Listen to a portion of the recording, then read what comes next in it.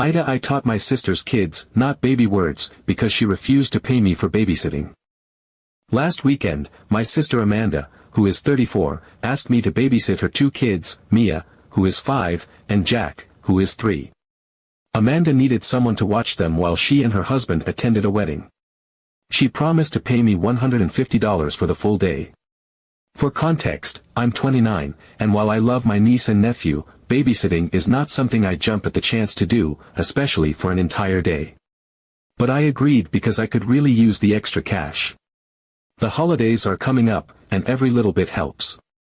The day started off well enough.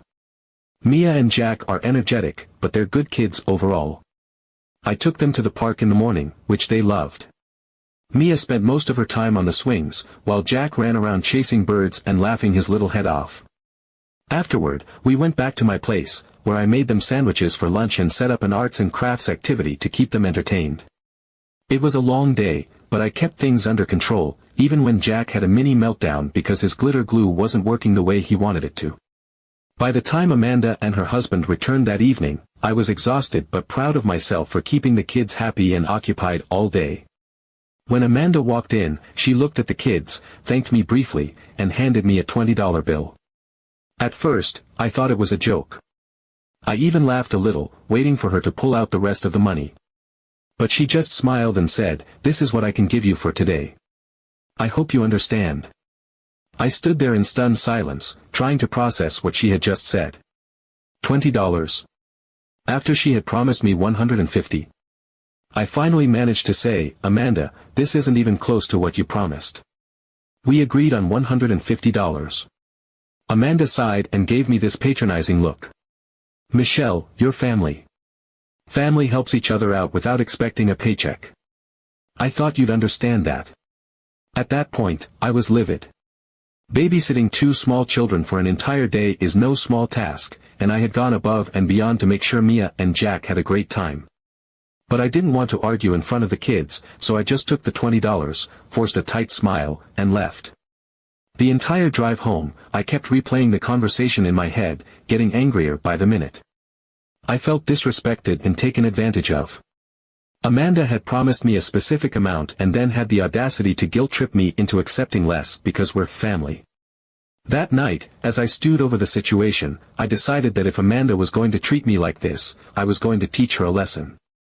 So when she called me a couple of weeks later to ask if I could babysit again, I said yes. I didn't even hesitate. But this time, I had a plan. The day of babysitting started off normally. I took Mia and Jack to the park again, and we played games together. They were their usual cheerful selves, completely unaware of what I had in store. After we got home, I decided it was time to get a little creative. During lunch, I casually introduced them to some grown-up words. I didn't make a big deal out of it or frame it as something bad. Instead, I used the words in casual conversation, like I was teaching them new vocabulary. Kids are sponges, and they picked up on it quickly. Mia, being the older and more curious of the two, asked a lot of questions, and I answered them honestly, as though this was the most normal thing in the world. Jack, on the other hand, just repeated whatever I said with glee. As the day went on, I made sure to sprinkle these words into our conversations, ensuring they understood how to use them properly. By the time Amanda came to pick them up, the kids were excited to share everything they had learned. The moment Amanda walked through the door, Mia ran up to her and shouted, "Mommy, Aunt Michelle taught us some funny new words today." Before Amanda could even respond, Jack chimed in with one of the words at full volume. I won't repeat it here, but let's just say it was something you'd never expect to hear from a 3-year-old's mouth. Amanda's face went pale, and for a moment, she looked like she didn't know whether to laugh, cry, or scream. She quickly recovered and shot me a glare that could have melted steel. "We'll talk later," she said through gritted teeth, scooping up the kids and ushering them out the door as quickly as possible. So, was I wrong? Did I take things too far? Or was this exactly the wake-up call Amanda needed? Update 1.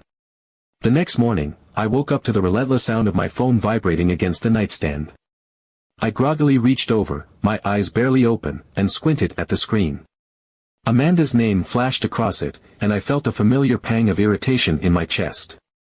I had a sinking feeling that this wasn't going to be a friendly call. Still half asleep, I debated ignoring it, but curiosity won out, and I swiped to answer. From the second I said, "Hello," Amanda's voice came through like a hurricane. She didn't waste any time on pleasantries. She was furious, her words tumbling over each other in a relentless tirade. She accused me of polluting her children's minds, calling my actions reckless, immature, and deliberately harmful. She spared no detail, recounting how Mia had cheerfully demonstrated her new vocabulary over breakfast and how Jack had enthusiastically repeated his newfound phrases during a grocery store run. According to her, she'd spent the entire evening, and now the morning, trying to undo the damage I had caused. She made it sound as though I had turned her sweet, innocent children into unruly delinquents overnight. Her voice only grew louder as she continued. She told me I'd made her job as a parent infinitely harder and that she didn't know how long it would take to fix this. She painted herself as the victim of an unprovoked attack, and it was clear she wasn't looking for an explanation or apology, she just wanted someone to blame. I held the phone away from my ear for a moment, letting her rant without interruption. There was no point trying to reason with her when she was in this state. Finally, when she paused long enough to catch her breath, I seized the opportunity to speak. I calmly told her that I would gladly apologize for my so-called actions the moment she paid me the $130 she still owed me from the first babysitting gig. My tone was level, almost detached, but I knew my words hit their mark. There was a moment of silence on her end, and then she exploded. Amanda's fury reached a new level. She accused me of being selfish and greedy, claiming I was prioritizing money over family. She said I was being petty, vindictive, and completely out of line. But I held my ground. I reminded her that she had broken her promise to pay me fairly and that if she expected me to babysit for free, she should have been honest about it up front. I wasn't going to let her guilt-trip me into thinking I was the bad guy here. Amanda clearly didn't like hearing the truth because, without warning, she hung up on me. I sat there for a moment, staring at my phone, half expecting her to call back. When she didn't, I sighed and set the phone down, hoping that was the end of it. But, of course, it wasn't. Later that afternoon, my mom called, and I could tell from the tone of her voice that this wasn't going to be a pleasant conversation either. She didn't even ask how I was, she went straight into lecturing me about Amanda's complaints. Apparently, Amanda had wasted no time calling her to complain about my behavior. Mom was disappointed in me, and she made that abundantly clear. She told me I should know better than to teach children inappropriate language and accused me of being petty and spiteful. Then she brought up Amanda's plate, emphasizing how much Amanda had to deal with and how I should be more understanding. It was the same narrative Amanda had pushed, just repackaged in my mom's voice. I could feel my frustration rising with every word she said, but I held back from interrupting her. When she was done, I asked her one simple question: why was Amanda's plate my responsibility? That seemed to catch her off guard because there was a moment of silence. I could almost hear the gears turning in her head as she tried to come up with a response. Finally, she said that family shouldn't fight over money and that I should just let it go for the sake of keeping the peace. Her words felt like a dismissal, like she was saying my feelings didn't matter because family was more important. I knew I wasn't going to get anywhere with her, so I ended the call as politely as I could, but my frustration lingered. By the time evening rolled around, I thought I'd finally have some peace, but that illusion was shattered when there was a knock at my door. I wasn't expecting anyone, so I was surprised to see Amanda's husband, Dave, standing there when I opened it. He looked serious, like he had come on some kind of mission. Without waiting for an invitation, he stepped inside and launched into what I could only describe as a rehearsed speech. He said he was here to reason with me and hoped we could resolve the issue like adults. He explained that they had faced some unexpected expenses recently and simply couldn't afford to pay me the full amount from the first babysitting job. He tried to frame it as though they were the real victims here, struggling to make ends meet while I was being difficult and unreasonable. He claimed Amanda hadn't meant to shortchange me, but she had hoped I would understand their situation and let it slide. I listened, but his words only fueled my frustration. When he finished, I told him that while I sympathized with their financial struggles, it didn't excuse Amanda's behavior. She had made a promise and then broken it. If they couldn't afford to pay me, they shouldn't have hired me in the first place. I pointed out that babysitting their 2 kids for an entire day was hard work, and expecting fair compensation for my time and effort wasn't unreasonable. That's when Dave's tone shifted. He became defensive, accusing me of being inflexible and making things harder for everyone. It was clear he expected me to cave under the pressure, but I wasn't about to back down. I told him that their financial issues weren't my responsibility, and if they expected me to work for free, they should have been upfront about it. He left in a huff, clearly annoyed that I wasn't willing to budge. Since then, things have been tense. Amanda isn't speaking to me, which honestly feels like a relief at this point. Update 2. Well, things have taken a surprising and, frankly, amusing turn since the last time I updated. A few days after the whole incident with Dave showing up at my apartment, I got a call from someone I wasn't expecting, Amanda's friend, Lisa. Lisa and I aren't particularly close, but we've interacted at family events and gatherings where Amanda brought her friends along. So when her name popped up on my phone, I was curious enough to answer, and boy, am I glad I did. Lisa, as it turns out, had some juicy tea to spill. Apparently, Amanda had been venting about the unpaid babysitting fiasco to her mom group chat. I can only imagine how Amanda framed it because, knowing her, I'm sure she left out the part about promising to pay me $150 and instead spun it into a sob story about her ungrateful sister who refused to help her out of the goodness of her heart. But here's the kicker, instead of getting the sympathy she was clearly fishing for, the other moms actually sided with me. Lisa told me that one of the moms flat out called Amanda exploitative, and another chimed in to say that expecting family to work for free isn't just unfair, it's downright entitled. Naturally, this didn't sit well with Amanda. She apparently blew up in the group chat, accusing Lisa of meddling and the other moms of not understanding how family dynamics work. Lisa, bless her, had the backbone to tell Amanda that it doesn't matter if I'm her sister, if she promised to pay me for a job, she should have followed through. This little exchange didn't end well, and Amanda has been stewing about it ever since. She's now furious with Lisa for betraying her and has likely been complaining to anyone who'll listen. I couldn't help but laugh when Lisa relayed all of this. It's one thing for Amanda to argue with me about fairness, but when her own peers call her out. Chef's kiss. But wait, it gets better. A few days after Lisa's call, I got another update, though this one was indirectly from Amanda.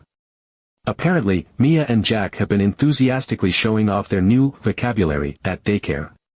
From what I heard through the grapevine, aka my mom, who couldn't resist calling me to tisk-tisk about the mess I'd created, it started with Mia casually dropping one of her not baby words during snack time. The other kids, naturally, were curious and started asking what it meant. When the daycare staff overheard, they were horrified and immediately pulled Mia aside. If that wasn't bad enough, Jack, being the energetic little parrot that he is, chimed in with another inappropriate gem during story time the very next day. By this point, the daycare staff couldn't ignore it. Amanda was called in for a meeting about her children's language, and according to my mom, the staff wasn't exactly subtle about their disapproval. They stressed the importance of fostering a respectful and age-appropriate environment, which is daycare code for, your kids are teaching the other kids things they shouldn't know. To make matters even more entertaining, the daycare incident quickly became the talk of the parent community. You know how these things go, one mom mentions it to another, and before you know it, everyone's whispering about how Amanda's kids are that family. It didn't take long for Amanda's embarrassment to reach a boiling point.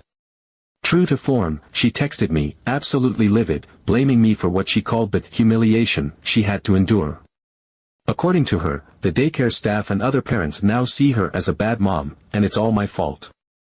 She even had the audacity to suggest that I should have known better than to teach her kids inappropriate words, as though this entire situation wasn't a direct result of her trying to stiff me in the first place.